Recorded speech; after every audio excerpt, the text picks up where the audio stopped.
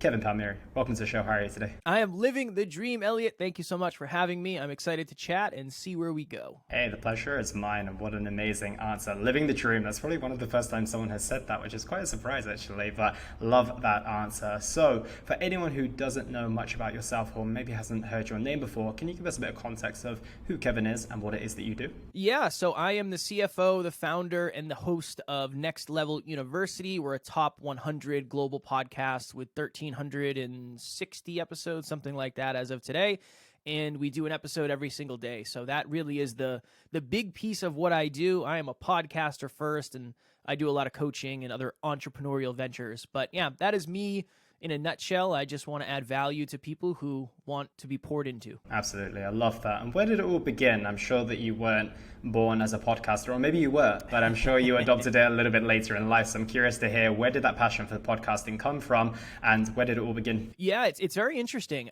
Joe Rogan, I was listening to Joe Rogan, as many people do. And I remember thinking, well, that would be really cool if I could do something like that. One of my buddies actually reached out to me, and he had a YouTube channel. And he said, Kev, I'd love to interview you about fitness, about mindset, about lifestyle. And I was like, all right, I don't know what I'm going to say, and I cannot promise it's going to be valuable at all, but let's do it. So we ended up doing like an hour and a half interview. And when we got to the end, there was another one of my friends there. And I said, imagine if you could do that for a living. And he's like, well, there's people that do. So I did a bunch of research. I figured out what equipment I needed, how to get artwork, how to do audio editing, all that stuff. And from there, I just wanted to have cool conversations with cool people. And it just, I don't know, it's probably similar for you.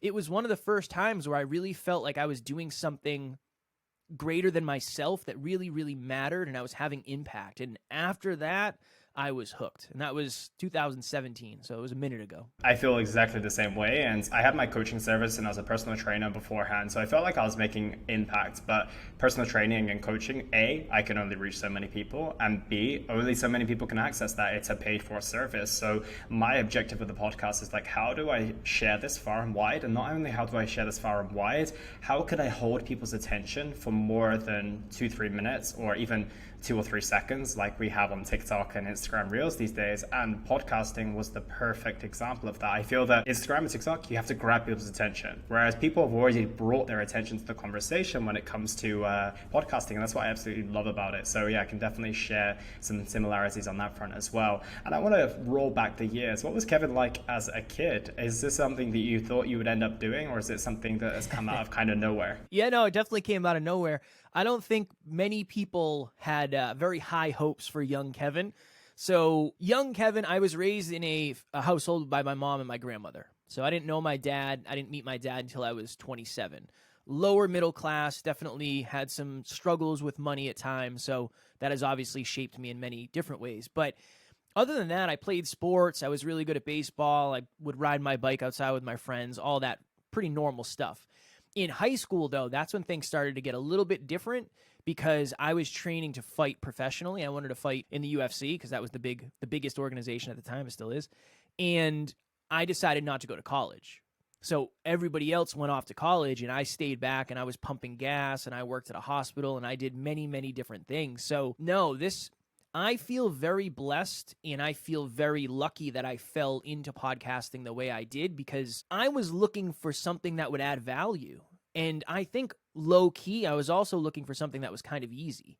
I was wrong about the easy part, for sure. I'll throw that out there. But when I was a truck driver, as one of my weird jobs, and I would listen to talk radio. And I remember thinking, Elliot, imagine if you could just sit in a studio and talk about something you love for 4 hours a day. That would be like the absolute best thing in the world. So now looking back, I think there were a lot of breadcrumbs leading me to what I do today, but it was never intentional. It was never the dream when I was younger. I don't even think podcasting existed when I was that young. So no, a lot of this is luck, coincidence, and alignment is what I would say. Yeah, I think that's the beauty of so many career paths that a lot of us go down, is that it didn't even exist when we were born. It didn't even exist when we were teenagers. You know, for example, the work that I do, I think that maybe it was just coming onto the scene when I was a teenager. And podcasting, I think that, yeah, maybe Joe Rogan was the only one out there and he was just recording conversations with his buddies. But radio was the thing, right? And obviously it didn't shape up as radio, but it shaped up as podcasting, which is absolutely incredible as well.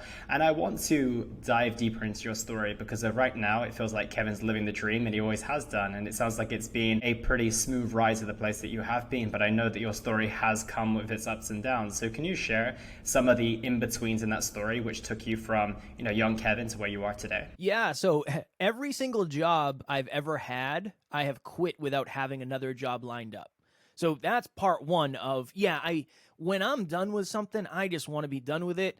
Once I make up my mind, I tend to just be stubborn and go my own way. But the thing that really, really shaped me probably most into who I am today, when I was 25, I had, again, to your point, what everybody thinks they want. My girlfriend was a model. I had just won a bodybuilding show. I had a high-paying job. Health, wealth, love. I had everything you could quote-unquote want.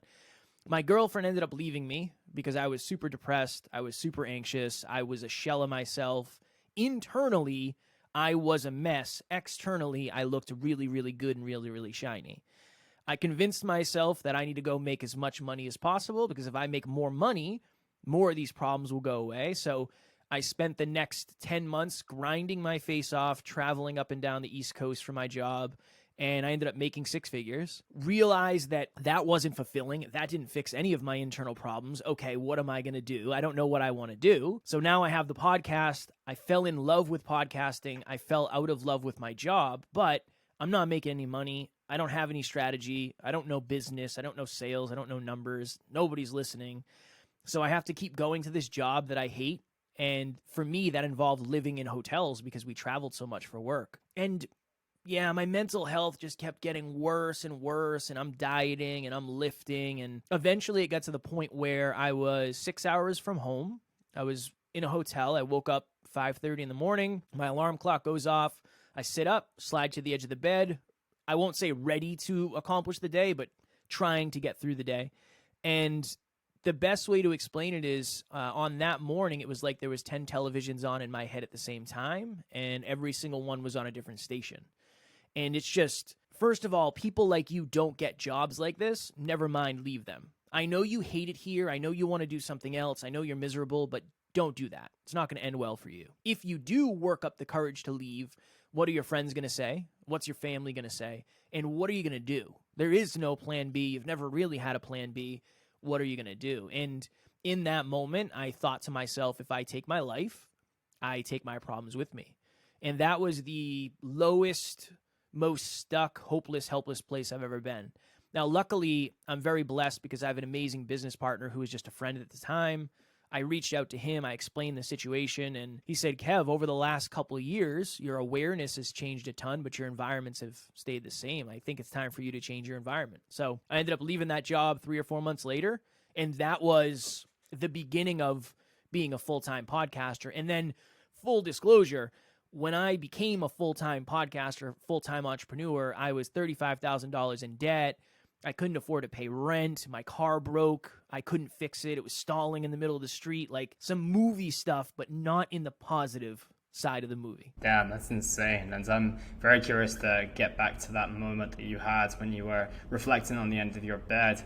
How did you have the strength to then keep on pushing forward? Obviously, you had some amazing advice from the friend, but there was a 2 or 3 month period whilst you were still navigating that job, still had to navigate those 10 televisions going on in your head. I think that what I found when I talked to Alan, I found 2 things. I found permission to make a different decision, and I found a new understanding of hope. When there's a light at the end of the tunnel, it's easier to push through the rest of the tunnel. And I think at that point, I was just in the very middle of the tunnel where I couldn't see light behind me and I couldn't see light in front of me.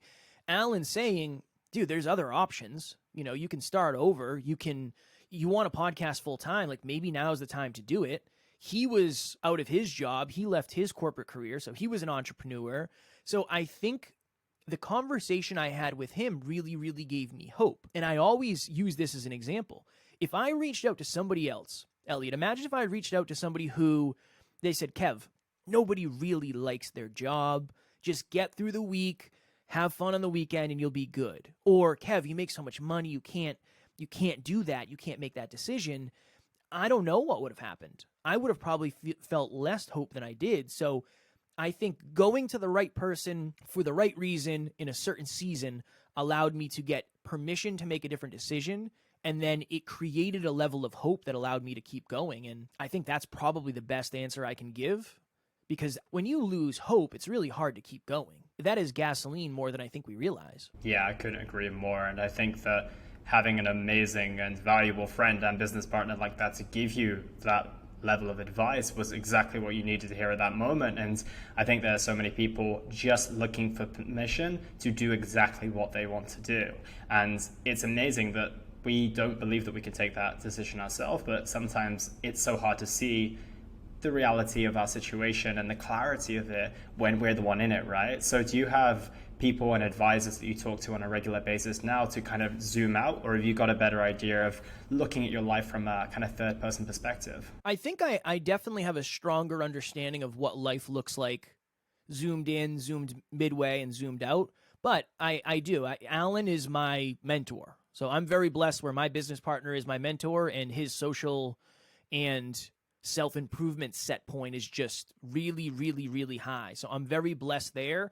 I would say he's my main advisor on self-improvement and business. And I'd say my wife is a very big advocate for me when it comes to social understanding, making sure I'm being a very inclusive human being, understanding how words, how they represent certain things to certain people. I'm very blessed because I have the business side and then I have the human side, which, again, I am a business owner who relies on helping humans. So I have kind of the best of both worlds. And how do you balance the two? I think that's one of the hardest things that many of us business owners and entrepreneurs have to face now. It's like trying to succeed and be the highest performer that we possibly can, but also having that human element and remembering that we're having a human experience, which usually goes well for some humans. So if we disregard all of our friends and we just hyper focus on our businesses and trying to be the best of the best, then it really becomes a big struggle to balance the two. So how do you navigate doing that? Two things. One, I don't believe in balance just from the aspect of I think life is a juggling act.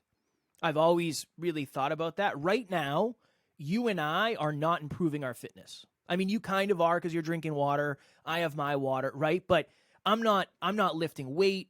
I'm not doing cardio. Right now, I'm working on the business and my self-improvement based on the fact that I'm getting better at speaking.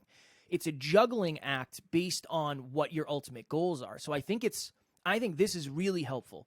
If you sit down and write out your core values, your core beliefs, and your core aspirations, and you have to figure out, okay, what do I ultimately want?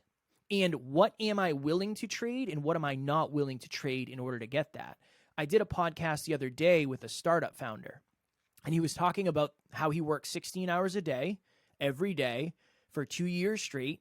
And it got to the point where he had missed his child's first birthday and he was on the verge of missing his child's second birthday. And he woke up one day and said, wow, I don't know why I'm doing this. And I said, well, your core values, your core beliefs, and your core aspirations were not aligned. They were in conflict, which is going to create conflict within your life. So I think just that awareness of the balance, quote unquote, that you're looking for is probably a juggling act between the things that are most important to you. And if you can order them in the right order, you'll always be comfortable letting one ball drop faster than the other. That is my perspective, because you can't really maximize one thing without pouring into the other things, right? Unless you want to end up out of shape, single, and rich, or you want to end up super in shape, but single and broke, or whatever it may be. It's really hard to get all of them if you think it comes from balance and not harmony or juggling. Yeah, and I want to break that down a little bit more. I absolutely love that idea that life is more of a juggling act than achieving balance. And I think that if we all strive for balance, that's maybe where a lot of us are going wrong, because we're looking to achieve something that might not even exist for us. So that's the first big point to take away. And the second is, how do we get to know what is truly a priority in this moment? Because if some of us, and many of us, I would say, want to achieve it all, and yet we see our responsibilities, maybe, paying the bills, so staying in that job, like you said, seems like a priority right now versus going on that business venture. And I need to look after the children because they're super young and I don't want to miss their early stages. So that hobby, or once again, that business venture or whatever it might be, doesn't seem like it's feasible right now. But what happens if we then miss out on our moment, because this is the perfect age that we need to be to pursue this entrepreneurial pursuit? I'm just trying to give you an idea of someone's head where everything is kind of mixed up and we don't know where to go. So how do we get clarity on knowing what's important right now in this moment versus just going down the route that what seems like a priority? Yeah, I think the best thing to do is just sit down and make a list. I don't know if there is a good answer for that, because everybody's right now is different. My right now is drastically different than my right now 6 months ago, like to your point. So I can only speak to what I've learned over the last 6 months and how to figure that out. But I think it's this understanding. I think this is a very unique understanding. If you can reverse engineer regret, you can kind of avoid regret. So I have this practice that I try. Again, it's very challenging, but every morning I have 2 cats, Fudge and Ace. Ace is a Bengal cat. Fudge is all black. Thank you. And every morning Fudge jumps up on my desk and he wants to just love on me. As an entrepreneur who works from home, he's right in front of my laptop, and I got stuff to do. And I would get frustrated. Oh, I'm a peak performer. You're taking me out of flow, all these things. And then one morning, I sat back, and I said, Kev, one day, Fudge will not be here. He will die, and you will be very, very, very sad.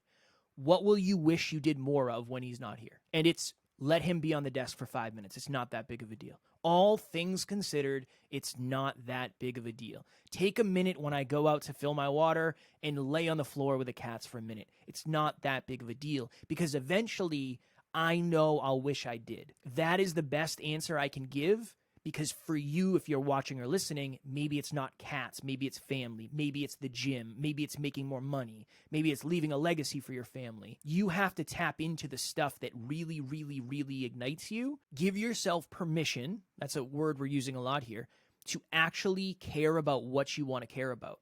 I know people who care more about impact than spending time with their family. I don't think there's anything wrong with that, because that's what's going to allow them to live their life more fully and be a better family member anyway. So have the courage to really admit what you desire and what you value as a human, regardless of the judgment it may bring. Yeah, I like that a lot. It's just getting super, super clear on what is truly important to you and then being unapologetic about it. Because I think if you hear someone say, hey, my family is not a priority over my business, you're like, what an evil person you are, how work-driven you are. But then reality is if they go and try to spend more time with their family, they might end up resenting them. They're actually a better, brother, sister, husband, whatever, by spending more time on the things that they truly love. And I think that, as you've just said, it's like giving yourself permission to genuinely accept that those are the things that are important to you, and then aligning your actions and your time with what is truly the case, essentially. Yeah. I'm not a huge family guy, right? But I also was raised in an environment where family wasn't super important.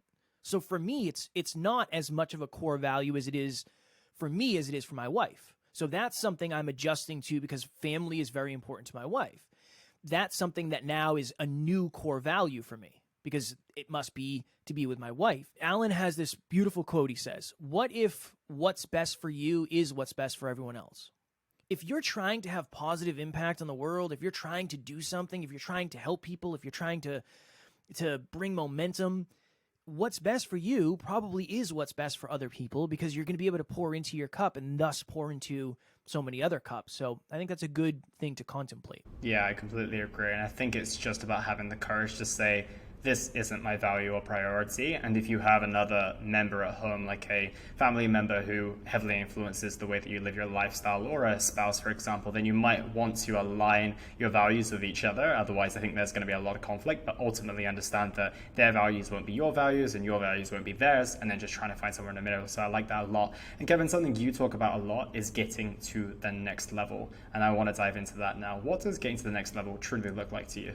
To me, it's getting better in health, wealth, and love. I don't want to be really good at something at the detriment of something else, right? So honestly, it's personal. It could be reading one more book. If you read one more book, you are going to have a plethora of knowledge that you probably didn't have before. It's becoming more familiar with my body, right? I've been going to physical therapy. I understand myself at a deeper level. Now I know what certain things do. being more familiar with my limiting beliefs, being more familiar with my identity. Getting to the next level just means you are making progress from where you are to where you want to go when it comes to your health, when it comes to your wealth, and when it comes to your love. Because at the end of the day, I think that is the pyramid, that is the triangle of life. That's what we're all after. We want deeply fulfilling lives. And for most of us, fulfillment is going to come from growing towards something beyond us and contributing to something greater than us. And the way to grow and contribute is to get to the next level of your life, because when you're capable of more, you're capable of giving more. Absolutely. And I'm very, very curious to get an idea of how you establish what that looks like on a long-term basis. You mentioned the word reverse engineering. Is that what you're essentially doing? You're looking, okay, where does Kevin want to be in 10 years time with your health, your wealth, and your love, and essentially working back from there? Is that how you start mapping out your day-to-day actions? Yeah. So our ultimate goal long-term is to have the most successful self-improvement company in the industry. That's really what we're playing for. So we don't do 7 episodes a week because I want to do 7 episodes a week. There's 7 days in the week. We're going to do an episode every day. If Elliot comes out with an 8th day of the week, I'm going to have to come up with another episode. That just is the way it is. So yeah, for us, it's like, okay, what are the successful self-improvement companies doing? Okay, that's baseline. All right. How do we break that down into like a 20-year goal? Okay, that's what that looks like. All right, let's take those 20-year goals and now let's map them out year over year over year over year. Then you can break that up into quarters. Then you can break that up into months. And then ultimately it ends up landing on my desk as the 28 habits I do every day. And I just go through and, okay, did I do that? Cool, check it off. At the end of the day, I think the how-to is the hardest thing for most of us. I mean, I'm sure if you were to figure out what the most common search on Google is, it has to be how-to. How-to blank, how-to blank, how-to blank. I think that's one of the biggest issues. But I think for many people, it's because they make their goals too big. I'm very blessed because Alan has helped me reverse engineer these things. If it wasn't for him, I would not be able to take a 20-year goal and break it down to a day. My brain does not work that way. That's not the way my brain is wired. So reverse engineering is extremely important, but you can only reverse engineer to the level that you can predict the future, which, depending on where you are, it might be a month, might be a year, might be 5 years. Just make sure you're landing where you should with that. Yeah, and talk to me a little bit more about that. Talk to me about the process of saying, okay, I want the most popular and most successful personal development company. How do you start to break that down? I'm not looking for all of your secrets here, maybe just 1 or 2, but I'm getting no secrets. I'd love to get an idea of how it practically looks to have a goal so far away and to bring it down to such a minutiae level of today. Yeah, I mean, number one is it's looking at the people who have done it. So if you look at, the Tony Robbins, the Jim Rohns, the Brennan Burchards, the people like that, you look and see what they did. Okay, in their early 20s, they were studying self-improvement and they were putting on some sort of live event. Interesting. Okay, there's the podcast. Now, the beautiful thing is, back then, the internet wasn't there, so they couldn't do what we're doing. So that's part of it. So part of it is the delivery of content and the delivery of value. How do we deliver more content more consistently than anybody else? All right, we'll do it every day. The other part of it is, at the end of the day, you're only going to grow to the level of self-improvement that you have. So we're making a lot of our decisions based on how do we get better as human beings, not today, but 20 years down the line. I bought a new bed last year for my wife and I, pretty expensive bed, but it wasn't because I wanted it. It was because when I sleep better, I can perform better, thus being a better version of myself. That's going to grow the business long term. So it's kind of twofold.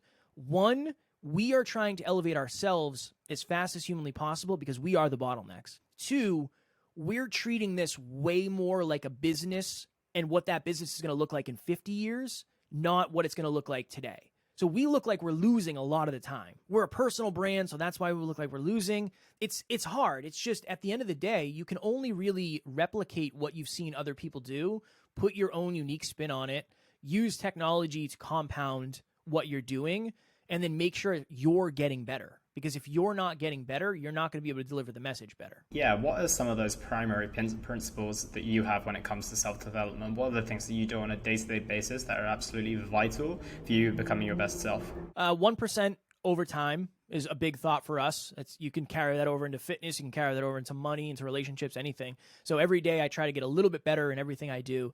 But I weigh myself every day. I track my calories every day. I try to exercise for 30 minutes every day. That's kind of under health.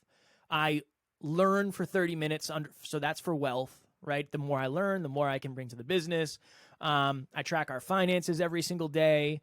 And then my wife and I have a couple different things we do. So we have an app that we use that asks you a deep question. You each respond to it, and then you can have a deep conversation off of that.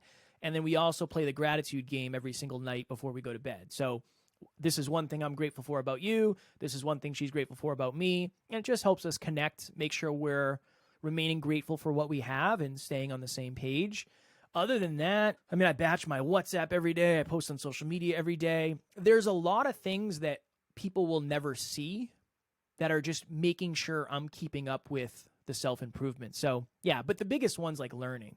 I don't know if I haven't missed a day of learning in 5 or 6 years. That's the only reason I'm capable of doing most of the stuff I do.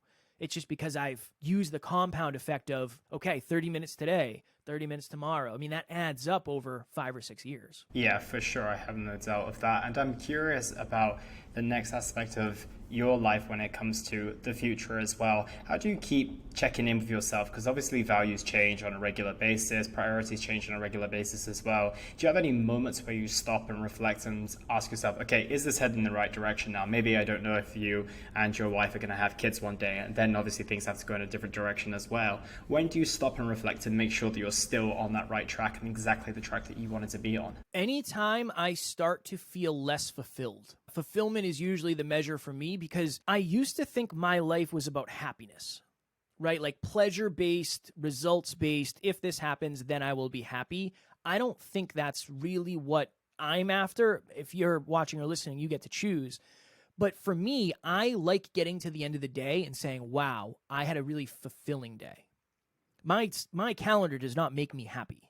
It's a lot. There's a lot going on. But I feel like I'm adding value. I feel like I'm making the world a better place. I feel like I'm growing and contributing. So I feel fulfilled by that. So anytime I start to get those pings of, I don't feel fulfilled. I don't feel like I'm making a difference. I don't feel like what I'm doing is sustainable. Then Alan and I usually have a conversation and then we adjust accordingly. We had one not long ago, a couple weeks ago, where I said, hey, I feel kind of trapped. And he's like, what do you mean? And I said, I just feel like the pressure is coming from all angles. Like, I just want to take a Saturday and write a rap. Or I just need a little bit more freedom because I'm not as fulfilled as I was because I don't feel like I'm able to flex my creative muscle. Then we made changes and cool, now we're back to the races. Absolutely. And is there any such thing as focusing on too many things? Is there an ability to bring too much on your plate too soon and then end up feeling exactly how you felt, very trapped, very overwhelmed, and feeling like you're not really making progress in anything? Yeah, definitely. If you only have 10 units of time and you have 10 things to do, you can really only put a unit of time into each. So 100%. And again, here's the interesting thing. When I was just starting this, I had 5 things I would do every day. And now looking back, it's elementary, but in the beginning it wasn't, right? Post on social media, track your finances, track the listens, and like 2 other things. And then I would be done. It's like, okay, I'm done for the day. And then I remember, and you'll probably resonate with this, I would have one coaching call and I'd be like, whew, what a hell of a day it was today. I tracked 5 habits and I had one coaching call. Now I have like 7 coaching calls a day and it's kind of normal. So yeah, in the beginning, I think you have to stay hyper-focused on the least amount of things possible because eventually you'll be able to focus on more things and it'll just be a little bit easier. The pressure, I don't know if the pressure ever truly goes away. You just get more comfortable handling it and then you can take on more stuff and then you adapt to the pressure. You can take on more stuff. So yeah, I think a lot of us, again, myself at times, I probably try to focus on too many things at once. It's a big challenge I also have as well. So I kind of asked that question selfishly too to get at your context. But it's good to know that we're all kind of facing that same challenge. And as you mentioned, it's coming back to obviously getting hyper-focused on maybe the most important thing to you in that moment, and then also getting extremely competent because of once you build your threshold of what you're able to handle, all of a sudden, then like you said, that one coaching call feels like a breeze compared to, 7 coaching calls now feel like a breeze when one felt like quite a lot as well. And I'm curious as well, because I've noticed now based on this conversation is that a lot of your life seems to be down to systems. That's what I'm hearing a lot of. It seems like you've got the system in place to make sure that the fulfillment is there. The system's in place to ensure that you're not doing too much. The system's in place to ensure that you're on the right track for the next 10 to 20 years. Do you kind of have an idea of what those systems specifically look like? Were they planned very intentionally, or is that what you've just found works for you as an individual? Alan planned most of the systems we have. I'm a really good operator. If you tell me to do something, I will do it every single day. It's sometimes to a detriment because I won't necessarily adapt the system. It's just like, oh, you want me to do this? Cool. I'll put it on my system. I'll do it. Yeah, no, a lot of it is just based on the fact that 1% improvements over time. That's one. The second thing is like we have a lot of visible systems where everybody on our team can see my habits. So every single person on our team can see whether I'm crushing it or whether I'm not, because the psychology behind the public accountability is huge. We try to make sure our systems are as easy for humans to use as they are beneficial for humans to use. And that's a very, very unique balance because most of our audience and most of our team are emotionally driven humans. Emotionally driven humans usually don't like systems, understandably. So yeah, trying to balance it and harmonize it to the point where anybody can use the system. That's really the main focus. You don't have to be an engineer. You don't have to be somebody who's hyper logical. We want the system to be able to be run by anybody. So yeah, it's very intentional. It's very intentional. If you can't do it for the long run, it's not super valuable, right? Anything. The best diet is the one that works for the long run.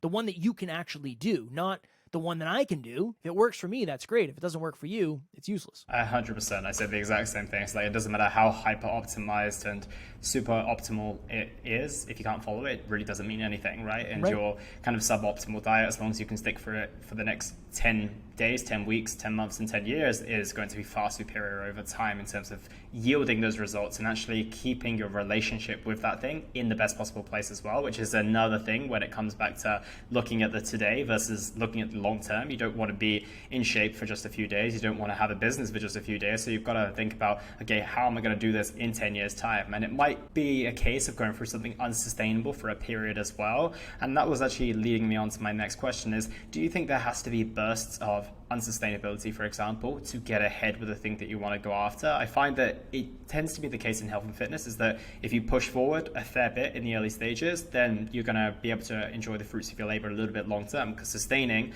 is technically on paper easier than dropping body fat because of, you're not having to consume such little calories, you're not having to do so much activity. So do you find that same kind of mantra useful for business and life as well? As long as you're willing to sacrifice whatever you're going to be sacrificing.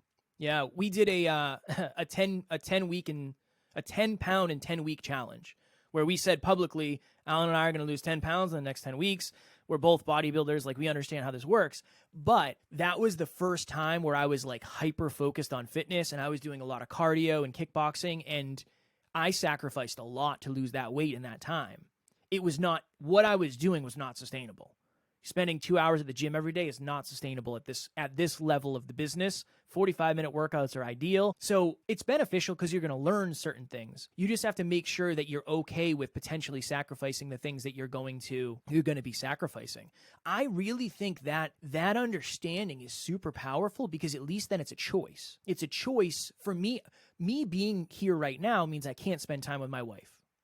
Right? That is a sacrifice. I'm sacrificing time with my wife. But I'm okay with that because she's at work and I'm doing what I love, and that's a win-win-win. So I believe going against sustainability is okay as long as you understand what you're sacrificing and as long as you know what you're going to do after. What happens when this season ends? Then what do we do? Yeah. And do you ever think that there's a trap of staying stuck in that same season for kind of the remainder of your days and the years to come? Because I think that might be the thing with ambition. And that's what I ask a lot of people is that, once you arrive at the place that you wanted to arrive, there's always going to be a next mountaintop to reach for. So do you find that reassessing and being able to recognize what season you're in has become quite easy for you? And there's any techniques or tips that you have in terms of ensuring that people can take that step away? You mentioned you're a bodybuilder, but most, let's say, competitive bodybuilders will be spending 2 hours in the gym every single day, and their life will revolve around their workouts, but that's clearly not the case for you anymore. Yeah, no, after I did a show and I was prepping for another show, and Elliot, I was like, I like food too much to be suffering at the level that I must suffer. I suffered to win the show, and I don't want to do that again. So I like to reflect. One of the practices I have is when I'm really low emotionally or when I'm really high emotionally, I look back on the past. It does something for me. It's very hard to recognize contrast if you're not looking for it. So the advice I always give is it's very easy to get stuck in the mundane day-to-day when you don't look at the last year, the last month. You don't have any contrast. Time goes by so fast when you're doing a lot of things. If you don't have opportunities to reflect, it's very easy to get stuck in that same cycle. And when it feels like you're winning or when it feels like you're losing, you get lost in the very short season of that. It's almost hard to remember what it was like to win if you're losing and what it was like to lose when you're winning. I think reflection is key for that. I do. Because if you're not reflecting proactively, you're going to be reactive in all of your activities. At least if you reflect, you can plan moving forward. That's what I would say. Reflection's been a very big, important thing for me. And when did you start developing that? Because I find that was probably one of the biggest keys to my life as well. And I think when I look at many of the clients that I work with, I think reflection is probably the key thing that they're missing. And that's why I love about the work that I do is I get my clients to check in every week and review their past week. So they get an opportunity to look back on things and to understand what went well, what didn't go so well, and essentially improve ahead of the next week. So when did you start reflecting more heavily, and what influences that had on your life since then? The podcast. I'm blessed where I can go back and see what I was doing at this time last year. And I can listen to what I'm talking about. I can listen to the stories I'm telling. I can look at the social media posts. For me, I have a video catalog of my life where I can go back and look and I can remember what it was like to be there. So I always tell this to clients. I tell this to our listeners. If you're watching this or listening, take out your phone and either record a video or a voice note of where you are right now. Mentally, physically, emotionally, spiritually, where are things going? How do you feel about yourself, your body, your bank account, your relationship? And then check in next month and see have things changed in the right direction? Have things changed in the wrong direction?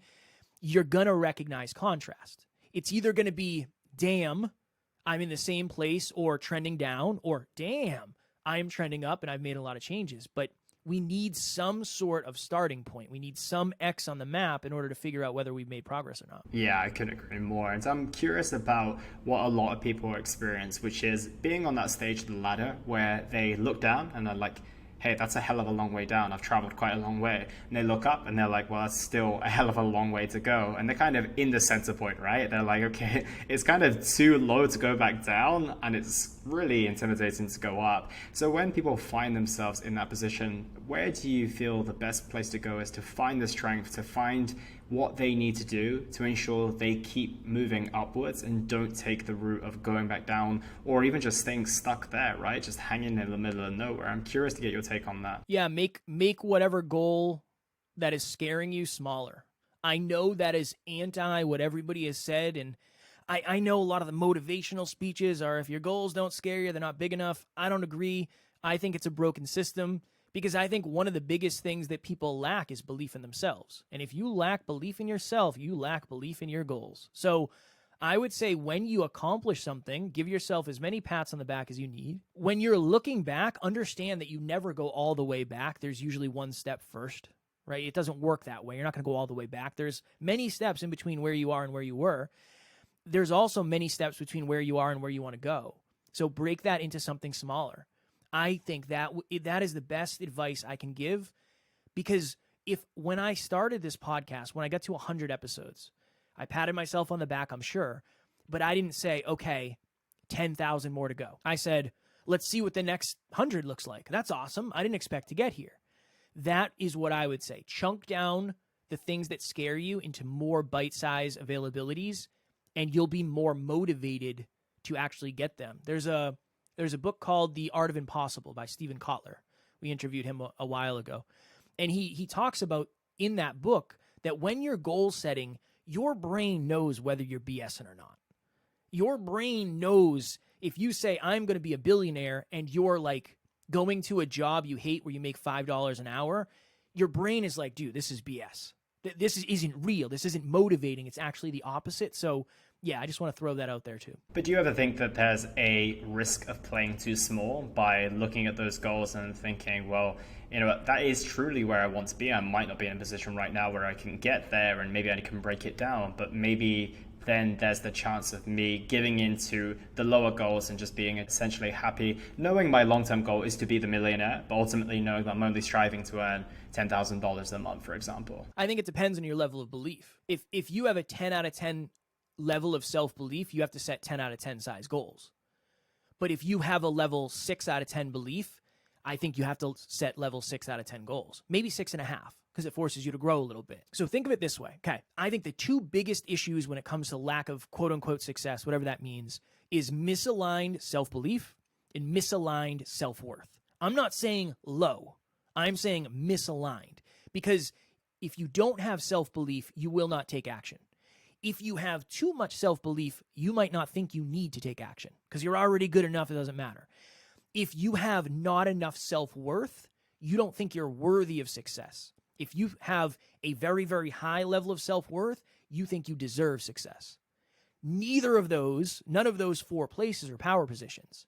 So for me, I'm always thinking action is the cure-all. I want you to set a goal, or we'll create an opportunity for you to take action. When you get action, you get feedback. When you get feedback, it's a new opportunity. So I think it depends on your level of self-belief and self-worth. Just based on the people I've worked with, usually people don't set goals because they don't believe in them. They don't believe they're deserving of the accomplishment. They don't think they should have to set goals because they can accomplish anything, or they think they already deserve the result. Those are all stuck places. And without a ton of therapy work, how do we get to the bottom of understanding where our self-worth is and where our self-belief is, and whether our goals are whether our goals are actually aligned for where we're at, or if we're just lying to ourselves? It's a great question, and it's very clear that you're very aware based on the fact that you said without a lot of therapy, because the reason we are where we are today, a lot of it is because of our past conditioning. Whether we know it, it's not what you did yesterday or last month. It's what happened to you when you were a child, most likely, and that is a heavy, heavy thing. I would say the best I can do is, one, hire a coach or go to therapy. I know that's the cheating answer. Listen to stuff that makes you self-reflect. Listen to stuff that makes you say, interesting. What does that mean about me? What do I feel about that? And this is a question I like to ask clients. On a scale of 1 to 10, how much do you believe that you can build the castle? You can build a beautiful castle on the ocean with all this land and all this amazing stuff. On a scale of 1 to 10, they'll give me a number. On a scale of 1 to 10, how much do you feel you are deserving/worthy of living there after you built it? That's self-worth. I had somebody recently who, he's like, Kev, I just don't believe in myself enough. And I was like, I don't think that's it. And I asked him that question. And he said, 10 out of 10, I can build it. I said, all right. How worthy are you of moving in? How much do you belong there? Do you deserve it? He's like, 2 out of 10. I said, that's a self-worth issue, brother, not a self-belief issue. That's a good place to start. And then you can figure out, okay, if it's self-worth, we got to do boundaries, and we got to figure out who treated you with less value than you deserved in the past. How did that affect you? That's a simple way to start. Yeah, I love that. I think it can be very, very helpful. And it is just a case of determining which one it actually is. And then obviously then you can start doing some things to move in that direction. And with that being said, I now want to transition onto the almost 1,400 podcasts that you're on. And I'm approaching episode 400 soon. So I'm thinking, wow, there's 1,000 more in there. I know what it took to build 400. And I'm thinking, wow, it's incredible to think what it would be like to build 1,400. What are some of the big lessons you've learned across the course of the podcast and creating a ton of episodes and also doing the daily as well? One, today matters more than anything, but it also doesn't matter at all. This episode, it could go off the rails. This might be the worst episode you've ever done. If you continue going for another 1,000, doesn't matter that much. It's that weird thing of everybody has bad workouts, but if you continue going to the gym, the bad workout doesn't matter that much, right? The fact that you're there and you show up for yourself is far more important than the result. That's one. From day to day, progress is invisible. from year to year, progress is impossible to miss. I did 4 or 5 episodes yesterday. I am no measurably better today. But if you go listen to the first episode, it is garbage. It's not good. We've come a long way. Those are 2. And it's all about the reps. It's all about the intentional reps. If you prepare for something, you show up and do the rep, you reflect on the rep, and then you perfect in the background, you can get really, really, really good at something, even if you don't have a quote unquote natural tendency to get good at it. Yeah, it's powerful. It really, really is. And I love that piece on what you said. Like, you're not any better today, but obviously that's going to show over time. And not only that, it's one of those things that the podcast here can get easily lost in the archive, and it might be on people's minds for the first week, first couple of weeks, and like I said, if it pops off, it could be around for years, but if it doesn't, it's just going to be buried deep in other thousands of episodes that you've done as well. And I'm curious to hear more about the consistency as well. What has it been like to maintain that daily podcast if you had to get some real solid systems in place as well? I actually went through a period last year where I think it was about 190 back-to-back daily as well. It was a kind of a task I set for myself to see if I could do it, and also how could I bring more value in a shorter amount of time, and I went after it, and it taught me a hell of a lot. So I'm curious to hear some of the lessons that you've gained with the level of consistency you've had over what must be many years now. Yeah, it really shows you what you need to prioritize. Every Monday, so for us, we batch our episodes. So again, system, right? Every Monday from 10 a.m. until 6 p.m., my calendar is blocked off. You cannot get a hold of me. You cannot pay me for calls. I do not do anything else, because at the end of the day, the podcast is the only reason any of this other stuff is happening. So we treat it as priority 1 because it is priority 1. Other than that, the interesting thing is Alan and I both have accountability. I won't miss because Alan won't miss. Alan won't miss because I won't miss. You know, if you're at the gym waiting for me, I am more likely to show up to the gym because I know you're already there and I don't want to let you down. That's a part of it. And here's the interesting thing that's really served us. We brand ourselves as the most consistent podcast. Like, we are it says it in the intro, 7 days a week. It says in the outro, we'll see you tomorrow. We've kind of backed ourselves into a corner where it would really feel like a lot of failure if we were to say, like, you know what, we're going to start doing 5 days a week. It would just seem like too much of a step down, for us to do that. And I would say the last thing is going back to sustainability. We started at 1, and then we went to 2, and then we went to 3, and then we went to 5, and then we went to 6, and then we went to 7. So every time it got easy, we made it a little bit harder. Now 7, if we were only doing 7 episodes a week and I wasn't coaching and doing all this other stuff, 7 would not be a challenge. It wouldn't be that hard. So now we add challenge and difficulty with other stuff. So I would say every time it got to the point where it wasn't enough of a challenge, we said, all right, cool, let's up the ante a little bit. The weight's too easy. Right? The weight's too easy. I'm not overloading anymore. Let me add a 5-pound plate or a 10-pound or whatever it is. We've treated it very similar to that, which is, it makes sense as we're both bodybuilders and in the fitness industry, quote unquote. Absolutely. And it seems like maybe one day it might be 2 episodes a day, 7 times a week. How dare you? How dare you? Yeah, that would be quite something. A 7 is probably more than enough that people can consume at this moment in time. And how long are you planning to go for? Until I can't talk anymore. That's the goal. I mean, Alan and I always say, we have at least another 50 years. So I'm 33, he's 34. So yeah, the goal is until we can't anymore, until something changes, until I'm an AI or I'm a hologram or whatever it is. The goal is to do it for as long as humanly possible. Yeah, I love that. Love that mission that you're on, as you're really flying the flag of consistency. And I know the industry now after having mine for the past couple of years and doing the 400 episodes. So I know it's no joke to have a consistent podcast, let alone one that's daily and so consistent, and then also full of value as well, because that's one of the biggest things as well. And dude, I've got a couple of final questions for you. And the first is that, what impact do you want to have on the world with the work that you do? At the end of the day, I just want people to become more self-aware. I think awareness of self is one of the most important things in the world, and I want people to feel cared about. I know a lot of people feel lonely. They feel like they're on an island. I want them to feel like they're part of something where they belong. Really, that's really what I'm aiming for at the end of the day. Yeah, absolutely love that. And when it comes down to getting people to feel like they truly, truly belong, what are you doing at the moment to invite people into that space? I do a lot of research on our audience. So I think one of the things that has benefited us a ton is back, when I had a lot more time and there was a lot less obligations on my time, I was doing like one-on-one calls, FaceTimes with our audience. This wasn't a sales call. It wasn't a coaching call. It was like, hey, you listen to the podcast? Let's chat. I want to learn more about you. So by understanding the audience, by understanding their unique problems, by understanding their traumas, their triggers, their past, we can add more value that way because we know it's more contextually aligned for where they are. So every episode we do is based on a place of intention. I'm reverse engineering what is the best use of our 20 minutes here, what story is going to land, how do I help the listeners feel like they can do this? Not, I'm so good because we do all this. That's not it. How can we help them start the journey? So yeah, I think it's just going back to the roots of who's listening to this podcast, why are they listening, and what do they need? And just being obsessed with that every single day. Plenty of what I've taken away from today's conversation is consistently challenging yourself to be, as you said, that 1% better, giving yourself permission to do it, getting your systems in place, and then just being ruthlessly consistent. Would that be a fair sum up of today's conversation?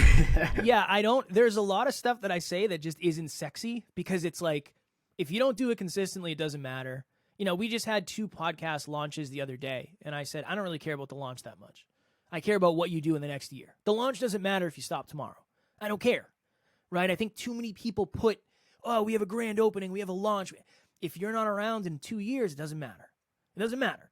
So yeah, for me, the person who stays at it the longest usually becomes the most successful. It's just the way it works. It's just the law of time, the law of the universe. So I would say you are spot on with that, my friend. I love that. And where's the best place for people to find you if they want to keep up with the work that you do and listen to the podcast? Just search Next Level University. We're on all the podcast platforms. We're on YouTube as well. And yeah, that's the best place. You'll figure out either A, we are the type of people you want to listen to, or B, it's too much content too often. Either one, I still love you. Kevin, it's been a pleasure. Thank you so much for your time today. My pleasure, Elliot.